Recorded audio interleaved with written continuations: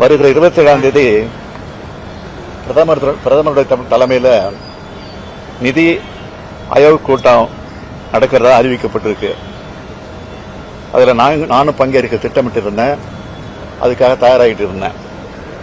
ஆனால் நிதிநிலை அறிக்கையில் தமிழ்நாடு ஒட்டுமொத்தமாக புறக்கணிக்கப்பட்டிருக்கிறதை கண்டிக்கிற வகையில் அந்த கூட்டத்தில் பங்கேற்க வேண்டாம்னு நான் முடிவெடுத்திருக்கிறேன். அதை புறக்கணிக்க போகிறேன்.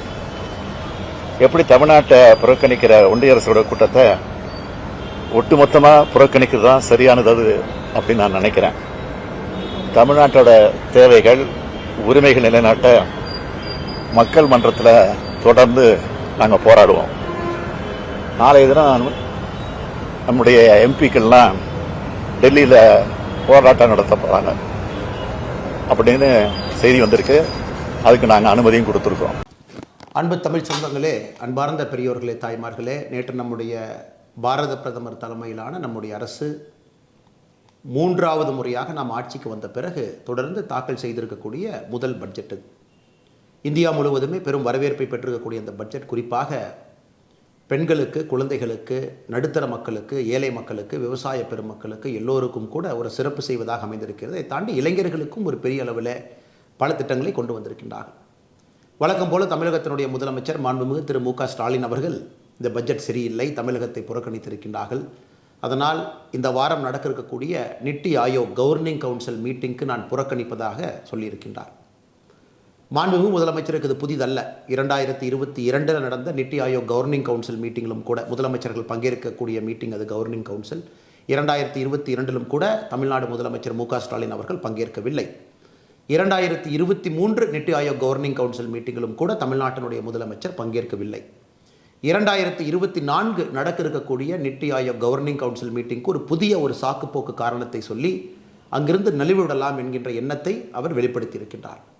உண்மையை சொல்ல வேண்டும் என்றால் தமிழக முதலமைச்சர் அவர்கள் நித்தி ஆயோக் மீட்டிங்க்கு சென்று தமிழக மக்கள் சார்பாக பேசி தமிழகத்திற்கு என்ன வேண்டும், நாம் எங்கே இருக்கின்றோம் என்று பேசுவதற்கு மிக முக்கியமாக வருடத்திற்கு ஒரு முறை இந்தியாவில் இருக்கக்கூடிய எல்லா முதலமைச்சர்களும் சென்று அமர்ந்து பேசக்கூடிய ஒரு மீட்டிங். இதில் பாரத பிரதமர் நரேந்திர மோடி அவர்களும் கூட பங்கேற்பார்கள், அவர் சேர்மன் என்கின்ற முறையில். மாண்புமிகு தமிழகத்தினுடைய முதலமைச்சர் திரு மு க ஸ்டாலின் அவர்கள் சொல்லியிருக்கக்கூடிய காரணத்தை யாரும் கூட ஏற்றுக்கொள்ள மாட்டார்கள். என்ன சொல்லியிருக்கிறாங்க? தமிழகத்தினுடைய பெயர் பட்ஜெட்டில் இல்லை.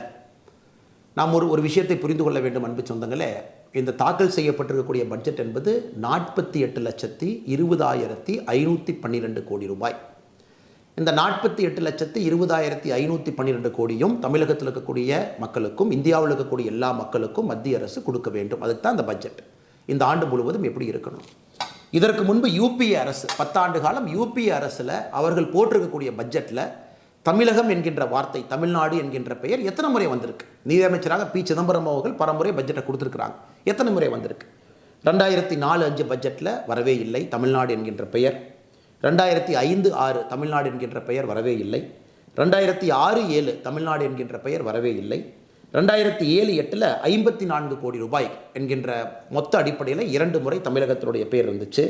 2008-09 ஒரு முறை தமிழகத்தினுடைய பெயர் 300 கோடி ரூபாய்க்கு இருந்துச்சு. 2009-10 தமிழகத்தினுடைய பெயர் இல்லை. 2010-11 ஒரு முறை தமிழ்நாடு என்கின்ற வார்த்தை இருந்துச்சு, 200 கோடி. 2011-12 இல்லை. 2012-13 இல்லை. ஸோ மொத்தமாக 13-14 ஒரு முறை 7,500 கோடி. மொத்தமாக 10 ஆண்டுகளில் தமிழகம் என்கின்ற பெயரை பயன்படுத்தி சிறப்பு நிதி அந்த திட்டத்திற்காக ஒதுக்கி இருப்பது 8,054 கோடி ரூபாய். யூபிஏவுடைய 10 ஆண்டு 2004 14.